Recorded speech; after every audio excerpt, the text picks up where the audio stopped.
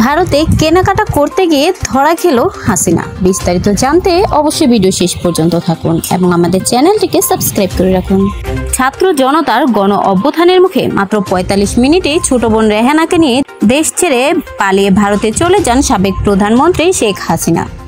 তখন দিল্লির কাছে গাজিয়াবাদের হিন্ডন বিমান সেনাদের ঘাঁটিতেই রয়েছেন বাংলাদেশের সদ্য প্রাক্তন প্রধানমন্ত্রী শেখ হাসিনা। হাতে নামমাত্র সময় পাওয়ায় আসার সময় জামা কাপড়, নিত্য ব্যবহৃত জিনিসপত্র কিছুই নিয়ে যেতে পারেননি কেউ। দিল্লির একটি সূত্রে জানা যাচ্ছে, গাজিয়াবাদের হিন্ডন বিমান সেনা ঘাঁটিতে একটি শপিং নিজের এবং বোনের প্রয়োজনীয় জিনিসপত্র কিনতে যান হাসিনা। জামা কাপড়ের পাশাপাশি অন্যান্য জিনিসও কেনেন হাসিনা ও তার সহযোগীরা। সব মিলে ৩০,০০০ টাকার কেনাকাটা করেন তিনি।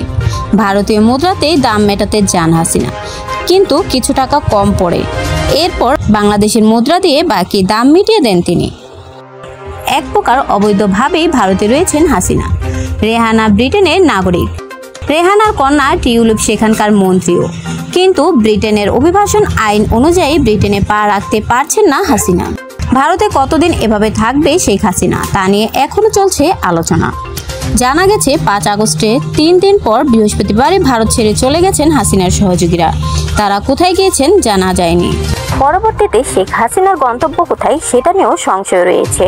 এরই মধ্যে ইউনিস সরকার শেখ হাসিনাকে দেশে পাঠানোর জন্য অনেকবারই আবেদন করেছে, কিন্তু মোদী সরকার সেখানে কোনো কথাই বলেননি। তাই বোঝা যাচ্ছে মোদী সরকারের নির্দেশেই ভারতে রয়েছেন নিরাপদে শেখ হাসিনা। এর মাঝে তাকে একদিন পার্কেও ঘুরতে দেখা গিয়েছে। তাই শেখ হাসিনা কবে দেশে আসবে এই নিয়ে রয়েছে অনেক জল্পনা কল্পনা।